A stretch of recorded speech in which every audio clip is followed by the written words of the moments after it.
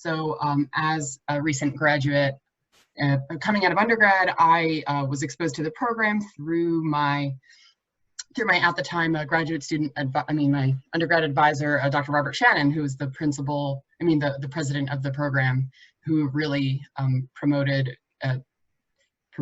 getting the certification out into the job market. But really looking forward to today hearing from professionals in the field, their experience, actual professional wetland scientists. And so thank you all for joining us. So to introduce our panelists, we have Kelly Reiger. Kelly is an environmental permitting project manager with 15 years of experience in managing environmental permitting projects for various transmission, midstream, and distribution pipeline projects. She has significant experience planning and leading wetland delineations, stream assessments, and habitat evaluations. Kelly also has extensive experience working with the Federal Energy Regulatory Commission, FERC, the U.S. Army Corps of Engineers, and other federal agencies, in addition to state and local government agencies, to ensure that all projects are operating in compliance with applicable regulations and laws. So thank you, Kelly. We also have with us Kimberly Ponzio, who has over 33 years of experience working in wetlands as an environmental scientist for the St. Johns River Water Management District in Florida. During that time, she's been designing and conducting large-scale ecological studies to better understand wetland ecosystem processes that serve as a basis for implementing science-based management strategies. This involves investigating responses of wetland biota to management of fire, mechanical, and chemical applications, as well as documenting the changes in ecosystem structure and function due to anthropogenic and natural drivers. Kim has been a professional wetland scientist certified for 25 years, and finding it important to ensure stakeholders from the public, academia, and consultancies that she has the background and skill set necessary to deliver professional wetland services, and she's committed to upholding a high standard of ethical behavior. Kim's involvement in the leadership with SWS since 2017, serving as president-elect, the scientific program co-chair for 2017 SWS meeting in Puerto Rico, Secretary General, South Atlantic chapter, president, as well as the chair for the SWS webinar committees. She was also elected as the president of the SWS Professional Certification Program and will begin serving that role June 2020. Yay, perfect. While serving SWS and SWS PCP, the Professional Certification Program, Kim is an avid communicator of wetland science and management in several venues, from scientific meetings to internal symposia, both in person and through electronic media. And she's addressed scientists, managers, and practitioners all over the US, China, Taiwan, Macedonia, Germany, and Canada. Thank you so much, Kim, for being with us today. We also have Jeremy Hsu. Jeremy's niche lies in sensitive ecology and environment of our planet, from combining earth sciences and tech, raising capital and running successful businesses, to protecting thousands of acres of untouched wilderness. As an entrepreneur and professional ecologist, botanist, environmental consultant, and executive at a tech startup, he's over 16 years of project management in the Americas, South Pacific, Middle East, and Europe. He's passionate and devoted to projects that enable sustainable economic growth, dovetailed with conservation with the world's natural resources and indigenous rights. He's a problem solver with an innate ability to recognize patterns socially as well as ecologically, geologically, and economically, and how they can be better amplified and tempered as necessary. Jeremy's work is in the interchange between people and sensitive habitats via wetland delineations. Threatened and endangered surveys, biological inventories, botanical inventories, environmental impact statements, AIA, and PSD applications, 404, 401 permits, and more. He's also been heavily involved as an expert witness for sensitive and at-risk projects. So thank you, Jeremy, for joining us today. We also have Matt Schweisberg. Matt is a retired federal wetlands ecologist and wildlife biologist. He's a principal at his firm, Wetland Strategies and Solutions, where he provides policy, regulatory, and technical advice and assistance for clients seeking to navigate a wide range of regulatory and non-regulatory issues related to wetlands and other aquatic resources. He works throughout the US and has spent nearly 33 years with the US Environmental Protection Agency, both at its headquarters in the New England region office in Boston. Prior to returning to federal service, he served concurrently as the chief of the New England's Wetlands Protection Program and as the senior mediator for the region's Alternative Dispute Resolution Program and the agency's representative for the International Joint Commission's International St. Croix River Watershed Board. During his entire tenure with the EPA's New England region, Matt has also served as the region's senior wetland ecologist. Matt has extensive experience with coastal and inland wetlands and other aquatic resources for major projects involving transportation, energy, agriculture, commercial, and port development and hazardous waste cleanup. He's taught courses in wetland regulation, replication, restoration, wetland ecology, wetland identification, and delineation for several federal agencies, the New England states, Northeastern, and many other organizations. Thank you so much, Matt, for being with us. And we also have with us John Lowenthal.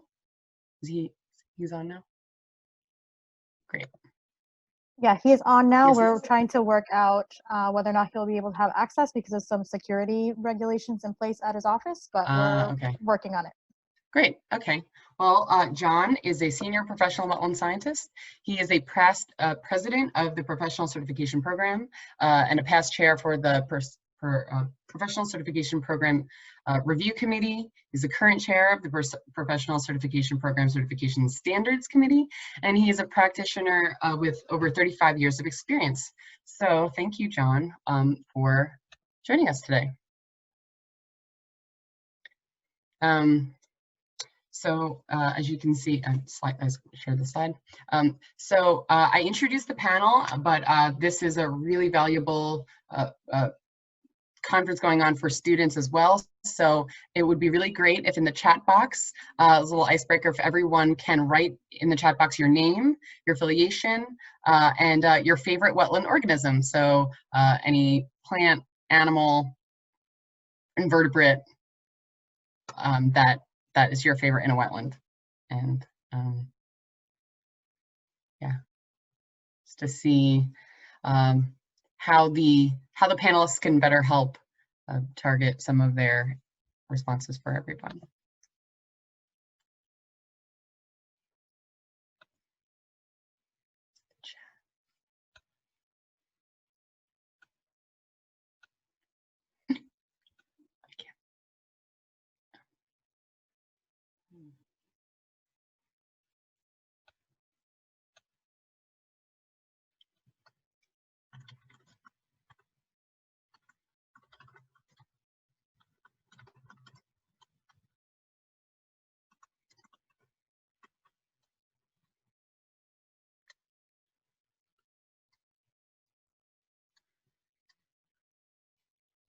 Can I copy more?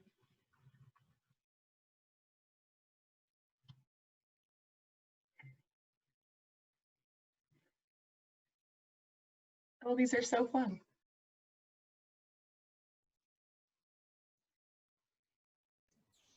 Great. Thank you. A lot of plants in here, wood ducks. Nice. Dragonfly larvae. Interesting. There's a lot of generalists, any bird, any frog, but then there's some like the short form of Spartina. So you don't like the long form of Spartina. Great. So I was going to start just as an overview of the program and then ask the panelists some specific questions that we've gathered, as well as that would be most beneficial to you. So the SWS Professional Certification Program, their objectives are to establish international and professional ethical standards, identify qualified individuals to assess and manage wetland resources for government entities and the public. And this includes ecologists, hydrologists, soil scientists, educators, and agency professionals and consultants.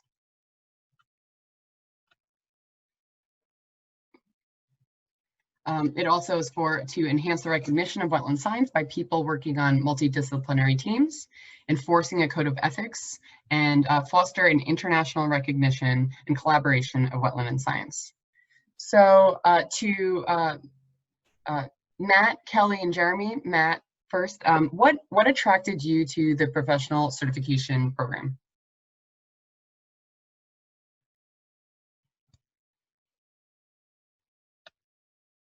Oh, we can't hear you. You hear me now? Yes. I always forget to do that. What really attracted me initially was a very close friend, a wetland ecologist, asked me why I wasn't a PWS back in 1994 or 5. And I pretty much didn't have a good reason. So I applied and was certified, I think, in 1995 and have been ever since. Great. And it was more just to get the professional certification and to be able to use that to kind of underpin my qualifications. Right. Kelly? Thank you, Matt. Hi, sure. Well, it was kind of an evolution over time. You know, we have similar stories where I was introduced to wetland science in graduate school, and then in my first job, my mentor at the time recommended that I go to the 40-hour wetland delineation training course. My job at the time, I would have been only 2 people in my company that had completed that course. It was still kind of a new thing for us back then. And then from there, I learned about the PWS program and loved the training, the week-long training, and wanted more, and decided to continue to pursue my PWS certification. I think it took 5 or 6 years, but I took as many courses as I was able to while working full-time. And that was really quite an achievement to receive that certification. And then also my employer was very encouraging at the time, and it went a long way with some of the projects to be able to staff it with the PWS. Great. Yeah, thank you. And Jeremy? So I was late in the conversion. So I get, my brief story would be I worked with the University of North Carolina doing a lot of threatened and endangered species projects here in the southern Appalachian Mountains, which of course got me into spray cliffs and seeps, and absolutely fell in love with a lot of the T&E species that we'd find in these areas. And after that, did a lot of contracting with the U.S. Forest Service.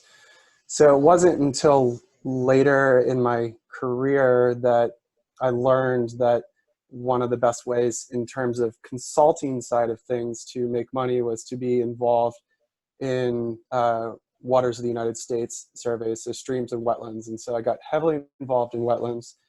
Most of my mentors that I worked with were not involved with SWS.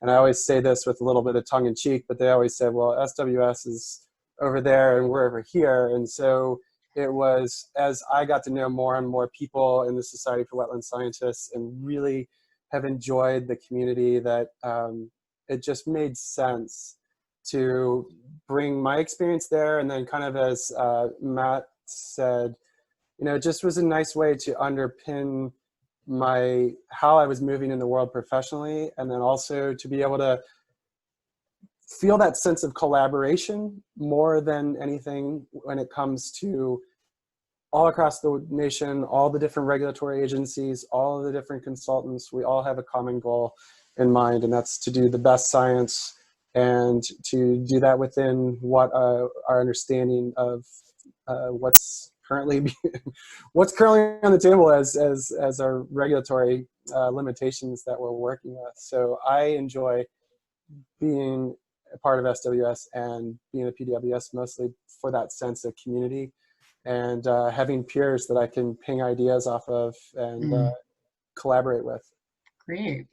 Thank you, Jeremy. Yeah, bouncing off of that, so the evolution of the program from Wetland Professional and training to a professional wetland scientist. So for this is for Kim and John, but Kim first, I'll ask, like, so when you became a professional wetland scientist, did you have to be a wetland professional in training first, and then how long before you became a professional wetland scientist?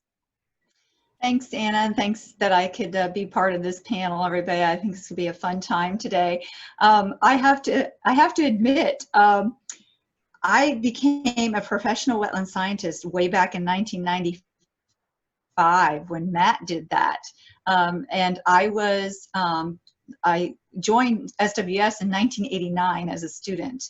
And honestly, most of my affiliation with SWS was through people who encouraged me at work. And you had read my very long bio, and I apologize for that, saying that I'd been involved in leadership since 2017, but it's actually been since 2007 when I became involved in the South Atlantic chapter. And it was people there that encouraged me, that actually worked at the Water Management District with me, that said, hey, they're starting this new program. We should become professional wetland scientists. That's all we do. We live and breathe wetland science.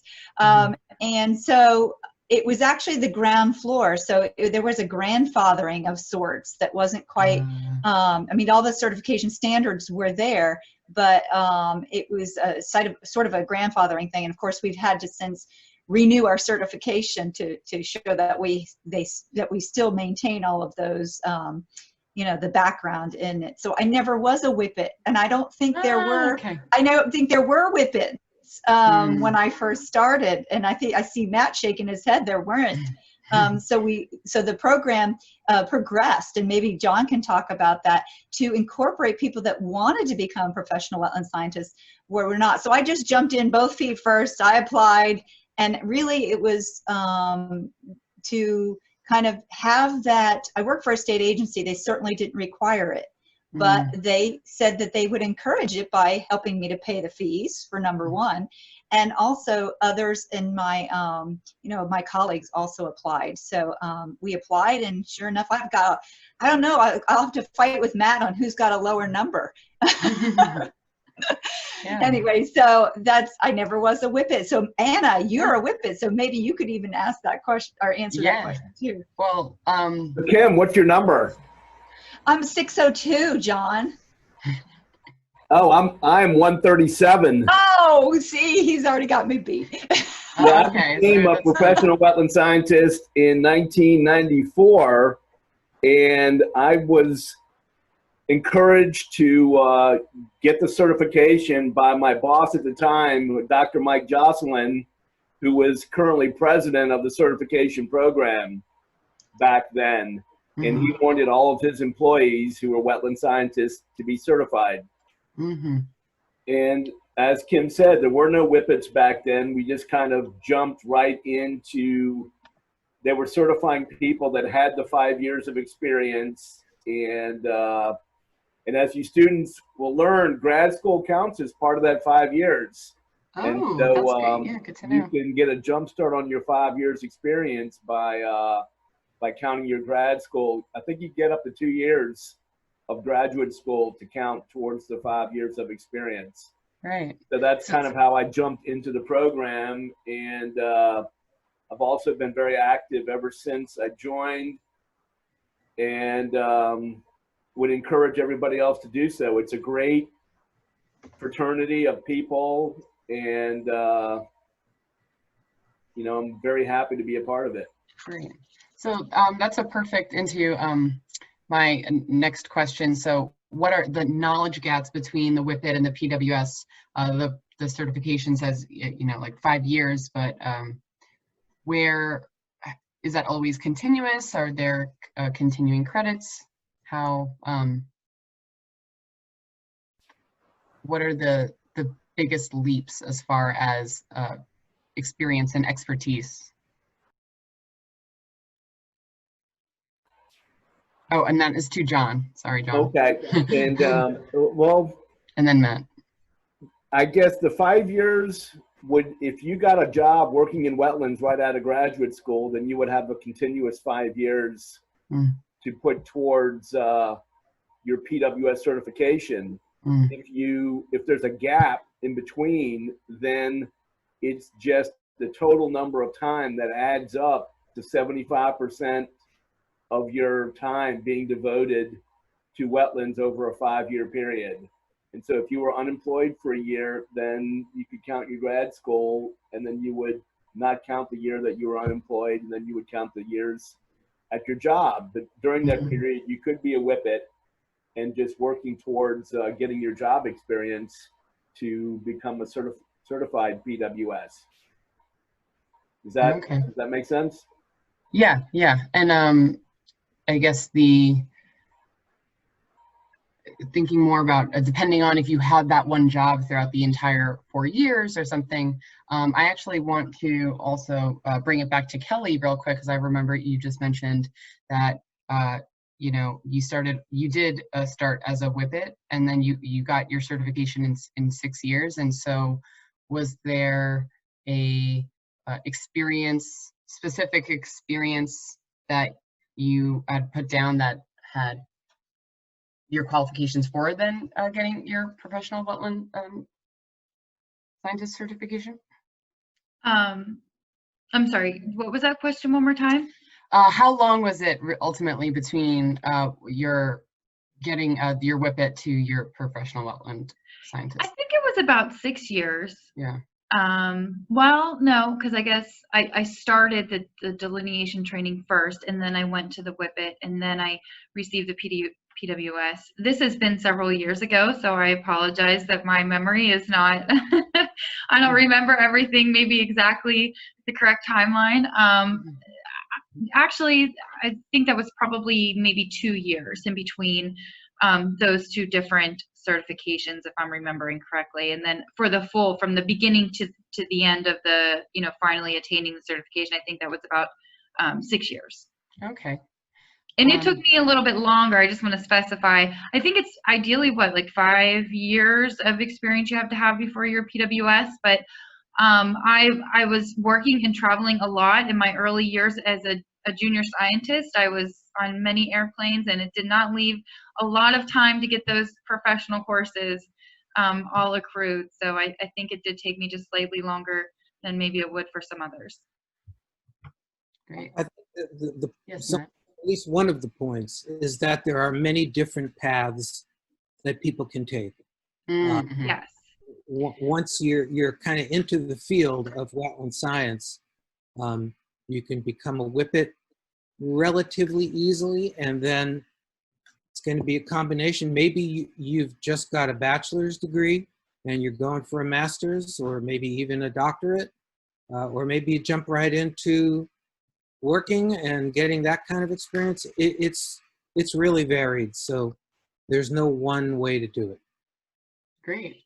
Yeah. If I could just add one quick thing to what Matt just said, bouncing off of that. Now, in hindsight, I wish I had taken more wetland classes. There were not many offered when I was in undergrad or in graduate school, but there were a few, and I do regret not jumping on those opportunities as a student more, because that would have, you know, given me a little bit of a leg up on getting that certification earlier as a professional. Great. Yeah. So I'm actually that builds off of a question that we have from the chat.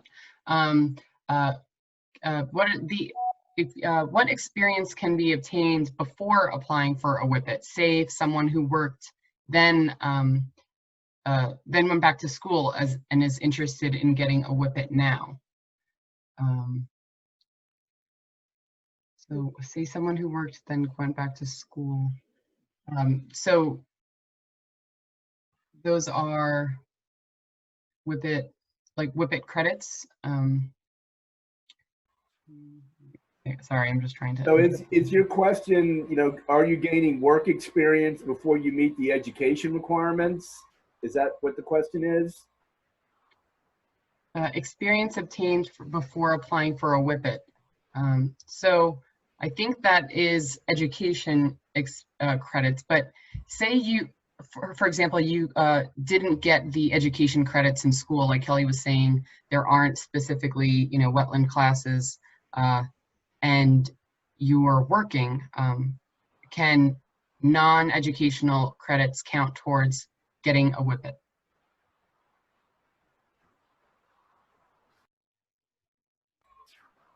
And so that's a difficult question, and we would evaluate it on a case by case. But there are, there's a fairly rigid set of guidelines that we need to follow to certify people as WIPITs and as PWS. And so, I would encourage everybody to get the classes that they can. If they have to go back for continuing education, that might be a possibility. Although I know once you're working, it's a little bit difficult to go back to school even. But, we do try to evaluate everyone on a case by case and work with that applicant and figure out how to make it work best we can. Great. So and this is for Kim, so I guess also for all of you, but just to direct the conversation. You said that you didn't have a WIPIT, and either did Matt, but right now, as the standards are, can someone with their experience and education go straight to a PWS? Yes.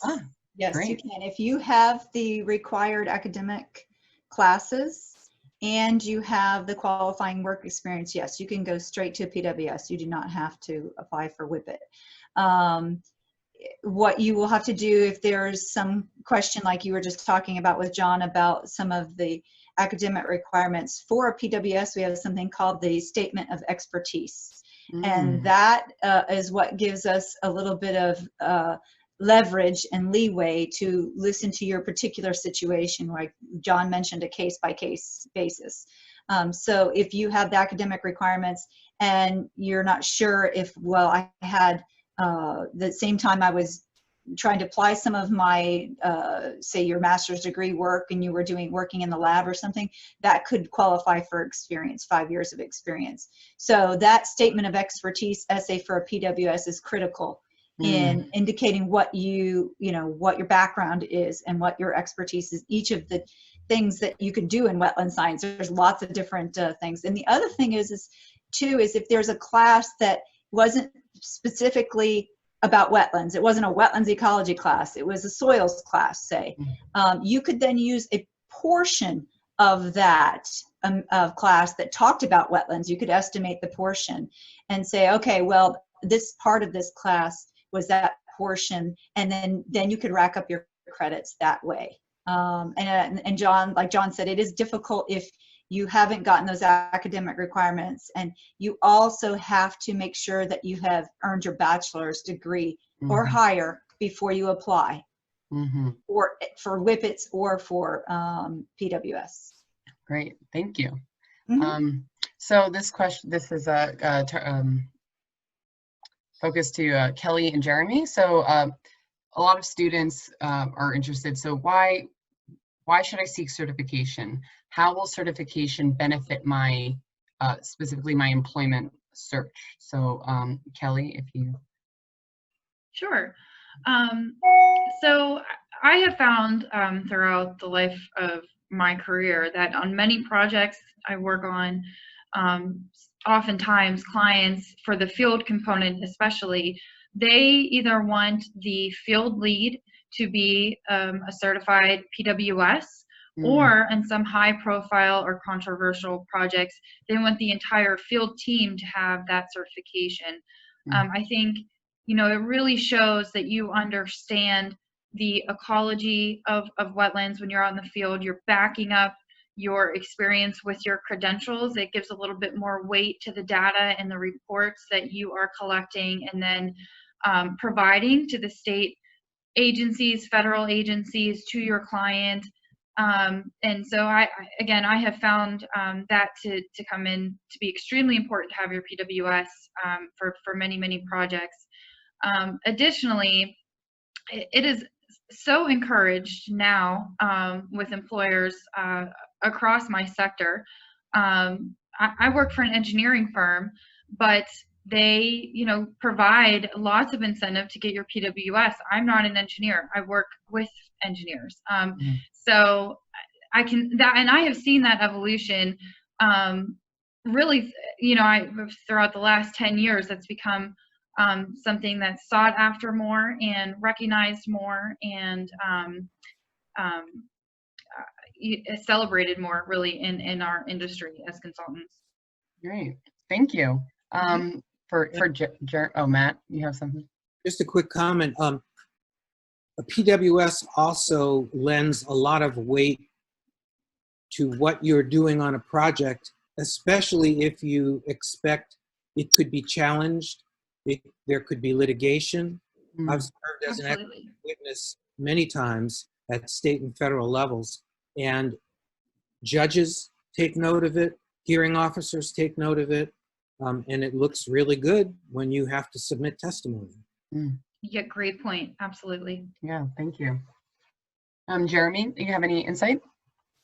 I mean, I think Kelly and Matt both spoke to it pretty well, but I think maybe what I would add to that is when you're a part of an organization that has a checks and balances system, not only for how far you come into something, but also, you know, what projects have you worked on with other professionals in this area? It really gives that sense of deeper texture, robustness of the person who is working on a project or who could be working on a project. So yeah, I don't know that I would add much else to what Kelly, well, I guess the other thing I would add is just like, again, like there's certain areas where it's seeming in the last 3 to 5 years in particular that the leverage of the strength of SWS as an organization has really helped to reiterate how important it is. And so that's really started to trickle out into federal, state, and local organizations, as well as into the ears of engineers, if you will. And so that helps them understand what us bugs and bunnies people are doing and have a little bit more respect and robustness in what we're bringing forward. So I think I would just leave it at that. Great, thank you so much. And I'll just add real quickly that a lot of job announcements say PWS required or PWS preferred, you know, for those types of positions. And so by having the certification will give you a leg up on some of the other people competing for the jobs. Great. And that's really happened in the last 5 years or so, where it's very common to see PWS required. Yep. Awesome. Yeah, so perfect segue into my next question about John, Matt, and Kim. Is certification required by employers? Like you said, some job positions might have it, and if so, which employers? So, John, would you like to speak to that first? Sure, I will. You know, as somebody that hires a lot of biologists, you know, when we're busy, you know, we put it in our job descriptions. And if you go to the Society of Wetland Scientists job board, you'll also see PWS required or preferred and lots of different jobs all around the United States. And that was one of the early goals of the program, was to get the certification to be recognized at a level where it would be required and where employers, you know, would benefit from having those people on staff. And you know, and we do a lot of federal government work, and we know in some of the job descriptions of some of the staff that they want on the projects, you know, you have to have, you know, staff needs to have various certifications. And that's one of the important ones that you see very common on the employee labor category definitions. So it's worth the effort to get it, because it could directly result in you getting a job quicker or getting a higher paying job. Great. Matt? Not much to add to what John said. I think sort of two ways to look at it. One, it couldn't hurt. Yeah. And it's almost certainly going to help you to get a PWS or a whippet when you're starting out and you're trying to get a leg up on the competition, so to speak, when you're looking for a job. So I would highly encourage it. And as John said, I look at ads. I actually get calls on occasion from consultants, from others, state agencies, who are asking, should we be requiring a whippet or more often a PWS? What does that do for us? And I've explained that a number of times to those in private consulting and even in some government agencies. And I think that helps a great deal. Yeah. Well, you mentioned earlier how you were consulting for the Forest Service, and when you started and you got it and you didn't, it wasn't required, but you were recommended to do it. But this was a federal position. Who are we talking to? Oh, you, Matt. I'm sorry. Oh, I didn't work for the Forest Service. No. Oh, no. I worked with the Forest Service on occasion, but never for them. No, I Okay. was an EPA lifer as they say, for almost 33 years. There's not a lot I can say there. Yeah, thank you. Kim, do you have any positions that you've had that where it was required or not, or? Okay, so I think what I have to add is that I've worked for the Water Management District pretty much my entire professional career. I do work in wetlands ecology and management, and so everything that we do is, science-based as far as doing management of the ecosystems. And there are people in my agency that are also SWS members and PWSs that do wetland delineation. And when we are contracting out for certain projects for consultants to do, or we're actually coordinating with other agencies, whether they be federal, state, local, it adds something to the fact that we are asking you to be a PWS, and we are saying that we are experts in wetland science, so that we know what you're submitting to us is proper. So if I expect it of the people that are being contracting work with me, then I should have it myself. And so I think that kind of, it's not required by any means, but the Water Management District and other state agencies like to see that. Now, I did want to say about, now is the time for students, because what they can do is tailor those classes that they're taking to get the education requirements that they need. It's a little harder, obviously, when you're done and you may not have gotten those education or academic requirements. So this is perfect timing for most of the people that will probably be listening today. Now is the time to start thinking about what those requirements are, what kind of classes you're taking. I think Kelly talked about the type of classes that she was taking. So not required, but definitely preferred when you're applying for a job, even if you're not going to be doing the contracting. If you're expecting the contractors to have it, you should have it too. Great, thank you. Yeah, so since considering that SWS is an international organization, this question's for Jeremy, Kim, and John. Does the PWS certification have as much recognition internationally? So first I'll note to Jeremy. So most of my wetland experience internationally is going to be in Northern Europe, and a lot of their certification programs for professional ecologists, professional botanists are a little bit different.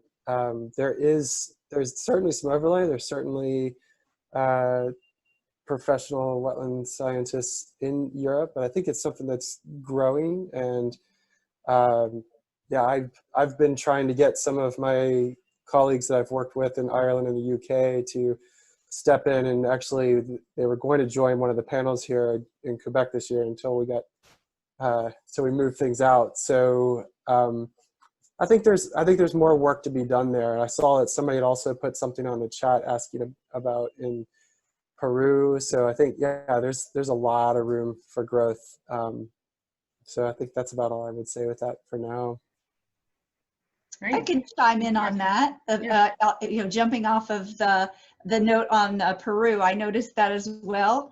And the most exciting news is that we just recently certified our first PWS from Peru, and that's Dr. Hector Aponte. And actually, John and I played a very active role in that, because one of the things that we need to do when we're applying for PWS or even a WIPIT from another location internationally other than the United States or North America is that they need to figure out how the academic requirements match up with the standards that we have. And so translating the transcripts and seeing how those academic requirements match up. And again, that statement of expertise essay is quite vital in them to being able to show that. So I saw the comment on there about also when they apply for PWS, and you'll see this at the end when we talk about what the requirements are, what you need. What we've done, because we're really trying to expand this internationally and globalize PWS, I'm sorry, the professional certification program, is that you basically have different criteria. So we've adapted some of the developing countries' criteria, international criteria, to say that developing countries, and because countries outside of the US don't have a lot of PWSs yet, we're building them, that they do not have to have references that are already PWSs or even are SWS members. They have to have references that attest to their their expertise in wetland science. And so that's huge, is having that. And also the application and maintenance fees are less expensive. We just passed that on the board of directors for developing countries, so we're super excited about that. And I'll let John finish up on how we've been internationalizing the program. And so in the last 6 months, we've approved 3 from China. And in the last year, we've approved 1 from Taiwan, 1 from Australia. As Kim mentioned, 1 from Peru. We've got applications being processed from a handful of other countries. And the PWS is the only truly international environmental certification relating to wetlands. It's a cross-border, cross-country, truly international certification. This is great. Thank you so much. I'm really excited about those decisions. This is great. For one more thing, Anna, can I add one more thing? When you're doing the applications, because I see even from people that are from the United States are worried about applying and paying the fee, and that they might not just qualify, but you are welcome to call the professional certification program and certain people that are on the review panel to talk about, what do I need to put in this? Because John and I worked with Hector from Peru to adapt that, but you can even do that if you're from the United States. You will just put together something and they will guide you and they will tell you this is what you need to work on. So that is a resource, and we'll give that at the end with the flyer that we'll show everybody. Great, thank you. I mean, everyone has been really talking about the benefits of certification, but to keep up your certification, what are the webinars or the continuing credits necessary to maintain it? And so that's for John and Kelly. John first. Can you repeat the question, please? Yeah. So what are the benefits for maintaining your PWS? It has to be upkept every year, whether in fees or continuing credits. So what are some of those the PWS credits examples for maintaining your certification?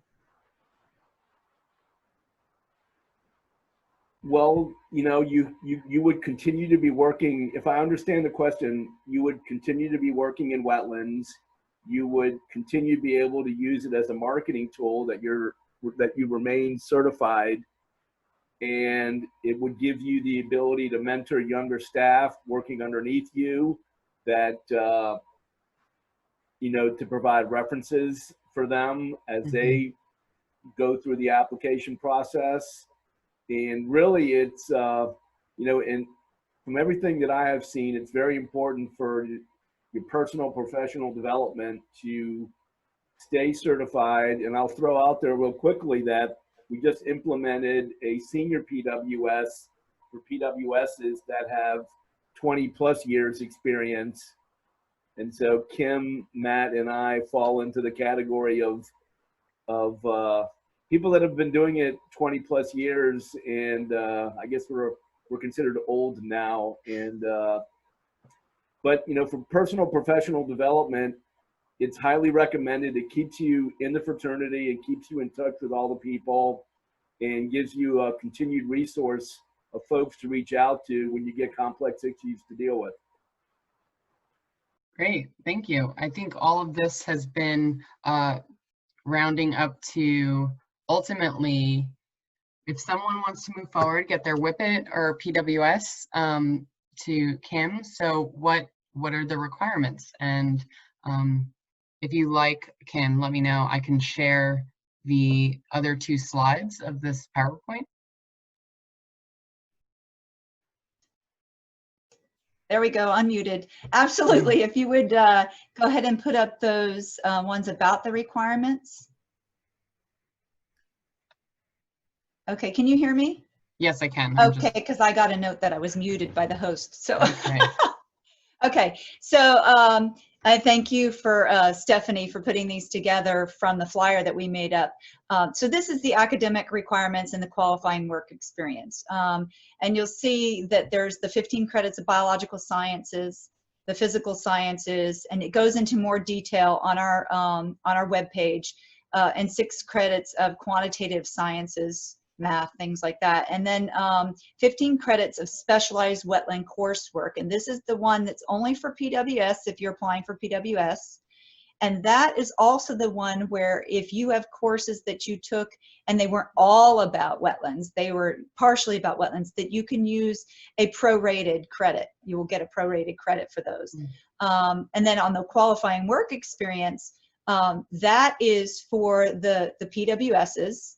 Not for the WIPITs, but again, and I'm going to direct your attention on both of these, that you must have earned your bachelor's degree or higher before you apply for either of these 2 certifications. And so with the work experience, you've got that 5 years that we've been talking about of having full-time professional experience. And again, here it can be prorated.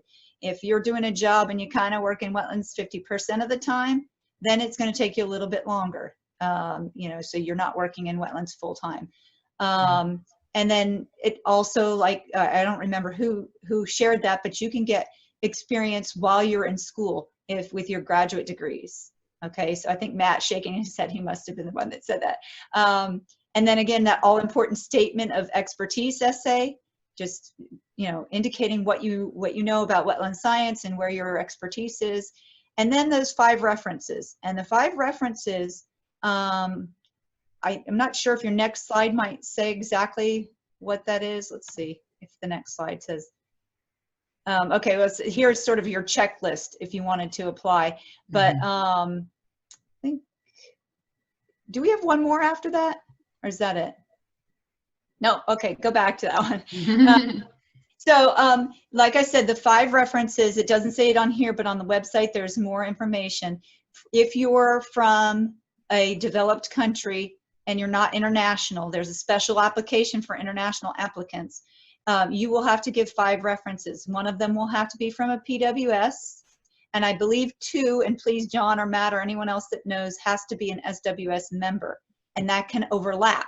So your SWS member, PWS person could be the same person. I personally have given references to people that have asked me that I know, that I've met at a meeting, or, you know, if it's a professor or it's you know, a coworker or someone else. So that's how you can get those references, the 5 references. It's both for the WIPIT and the PWS. And again, I interviewed all 3 candidates from China. over the telephone to be able to provide references for them, because they did not work with any, and there weren't any located within their region, because these were the first certifications in that country.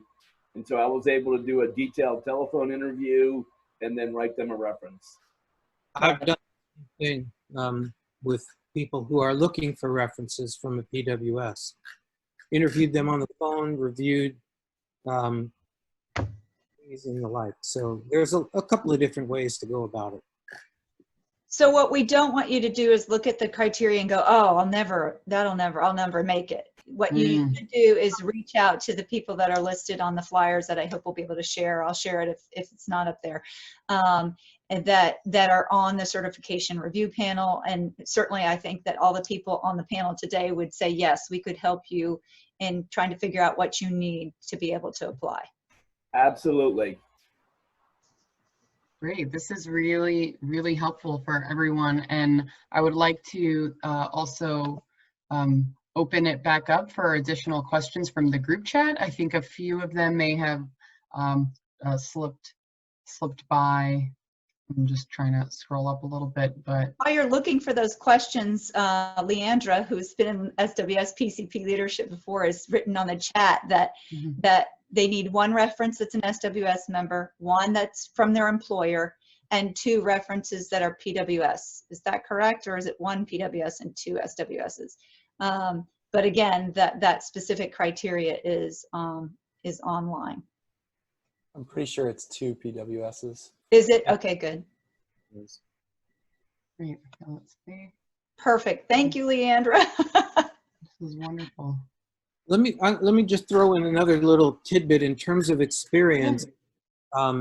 Talk about classes and all, but if you teach, you can get credit for that as well. If you're teaching any short courses, if you're teaching webinars, I've done a lot of teaching. I know a few others online here have, and that's good for getting your PWS as well as maintaining your certification over your 5-year period. So keep that in mind as well. Great, thank you so much. So welcoming any additional questions, but just to address any closing thoughts from the panel. Kelly, if there's any closing comments that you'd like to leave our students and our guests with? Sure. About the PWS program?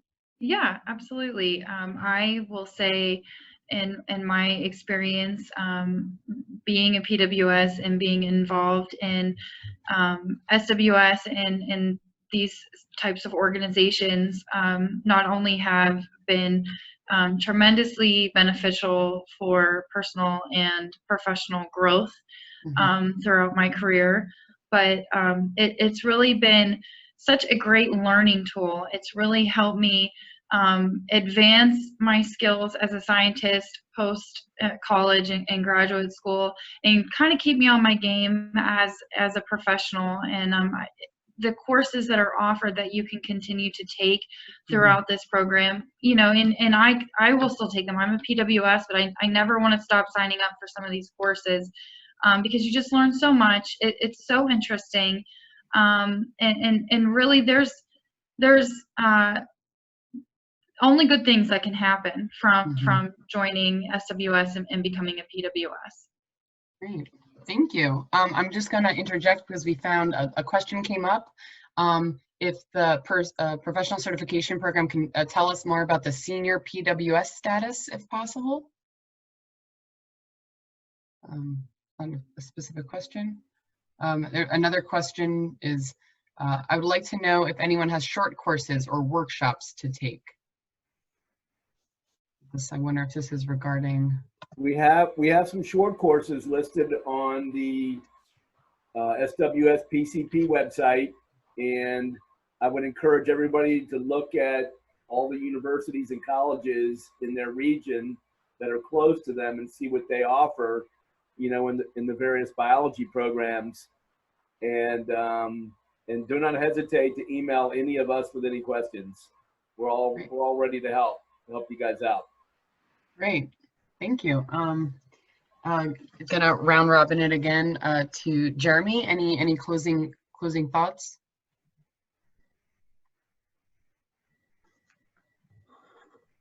I don't have any closing thoughts. I've enjoyed sitting with you all on this. Thanks. Yeah, thank you for joining us. Matt?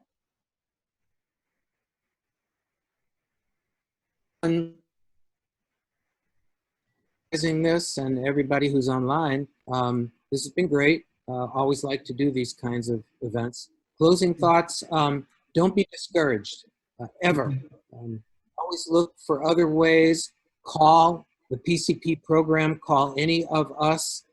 I've never found anyone who wasn't willing to offer advice and help out somebody seeking a WIPIT or a PWS, trying to work with them and guide them. So don't hesitate to call. Great. Yes, and I'm going to. You also have Andrea is interested in the New England EPA work, and so she would like to ask you more about that. Yes. So, John, any other closing thoughts? I'll just say that it was one of the best moves I've probably ever made in my career, and I would encourage everybody else to do so and follow, along with what Matt said. Do not give up. There's lots of different ways to get certified and the way we can make the application work, and so keep going. Great, thank you so much. And Kim, to close us up. Yes, thank you. And I hope that you see my screen. I know it's kind of probably far away, but I wanted folks to see this. This can be shared later on as part of the recording and resources. Can you see the screen with the flyers on it? Yes. Okay, so I have to thank David, Riera, and Stephanie and John for asking Matt and John and I to talk to you about PWS to start this whole conversation. And we came up with this flyer to kind of help streamline it and to kind of interest you in it so that you can get the preliminary information about it. And the numbers that you are seeking are on the bottom of that left-hand one that's in English, unless you speak Spanish. And I have to thank Stephanie, and I think it was mainly Stephanie that translated this into Spanish for me. And so the certification program is really excited about that, because this is one of the things that we want to do, is to internationalize this program. And they promised me 4 other languages. I'm just saying, they did this one really quickly, so I'm hoping that we'll be able to get it in other languages. But you'll see there what we've been talking about, the credits, what it means to be a PWS and a WIPIT, what the requirements are, how much does it cost to apply, and who can I talk to? How do I apply? Who can I talk to? I did see some other questions, international questions, and like John mentioned, we've had several already from other countries. I do have a big announcement though, and I don't think she's on today, but I'm allowed to do this. I talked to the certification review panel, and one of our WIPIT applications, recent WIPIT applications from Mexico, is Tatiana Lobata, and I just found out that she has been approved as a WIPIT. So congratulations, Tatiana. So I think that that's fantastic. I hope that it'll be encouraging to those of you that are from other countries that are considering doing a WIPIT application or a PWS application. And again, I agree with Matt and John and Jeremy and Kelly that this is one of the best things I've ever done.